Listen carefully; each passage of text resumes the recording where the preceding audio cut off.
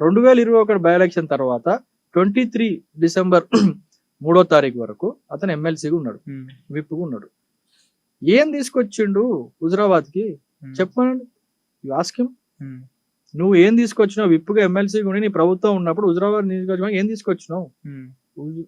23 December తర్వాత 7 తర్వాత ముఖ్యమంత్రి రేవంత్ రెడ్డి గారు అయిన తర్వాత till date Congress party Huzurabad లా HDF రూపాన హుజరాబాద్ హాస్పిటల్ డెవలప్మెంట్ జరుగుతుంది. ప్రణవ్ గారి పైరోవు లేకుంటే ప్రణవ్ గారి యొక్క ఇన్ఫ్లుయెన్స్ వాళ్ళని అంటారు హుజరాబాద్ కి. ఖచ్చితంగా ఇక్కడ ఉన్న మా నాయకులు అక్కడ ఏమేమి సమస్యలు మా వరకు మేము డిస్కషన్ తీసుకొచ్చినప్పుడు మేము మా మంత్రులతోని సహకారంతో, ముఖ్యమంత్రి సహకారంతో మేము ఆ ఫండ్ తీసుకొచ్చిన ప్రొసీడింగ్ కాపీలు 15 crores జమ్మికుంట హుజరాబాద్ కి మేము ఫండ్ తీసుకొచ్చినాం.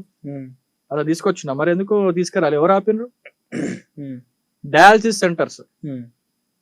Centres only Huzurabad area hospital ఉండే. జమ్మికుంట, కమలాపూర్ కి డయాలసిస్ సెంటర్ తీసుకొచ్చినాం మేము. ఇలా చెప్పిన MR ఆఫీస్ తీసుకొచ్చినాం మేము. 45 కోట్లతో STPలు తీసుకొచ్చినాం మేము. ATC ముందు ITI కాలేజీలు ఉండే హుజరాబాద్.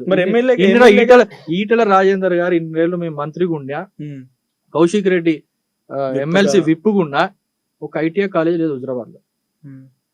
మేము వచ్చిన తర్వాత మాట్లాడి, ఎందుకంటే ITI ఇంపార్టెంట్, ఇప్పుడు ITI రేవంత్ రెడ్డి గారు దాన్ని ATC అడ్వాన్స్ టెక్నికల్ సెంటర్స్ మార్చి టాటా వాళ్ళతోని టైఅప్ పెట్టించి ఆ సెంటర్స్ మాకు శాంక్షన్ అయినాయి.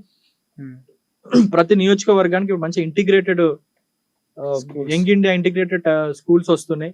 మేము కూడా రిక్వెస్ట్ చేసినాం, సార్ మాకు ల్యాండ్ కూడా 25 acres ల్యాండ్ మేము చూపెట్టినాం. తెలంగాణ పబ్లిక్ స్కూల్ ఒకటి రాబోతుంది హుజరాబాద్ కి. అంటే ప్రణవ్ ఇప్పుడు హుజరాబాద్ నియోజకవర్గానికి అన్అఫీషియల్ ఎమ్మెల్యేగా వ్యవహరిస్తున్నారు పార్టీ పరంగా. ఏం ప్రజలకి వాళ్ళ అవసరాలు సమస్యలను తీర్చడానికి అక్కడ మేము ఉన్నాం ఇన్ఛార్జ్ గా. రూలింగ్ పార్టీలు ఉన్నాం కాబట్టి మేము ప్రజలకు సేవ చేసే విధంగా ఉన్నాం. ఈ సేవలను మేము ప్రజలకు గుర్తించి రాబోయే ఎలక్షన్స్ లో మేము ఓటు అడుగుతాం. ఇది మా ఎజెండా.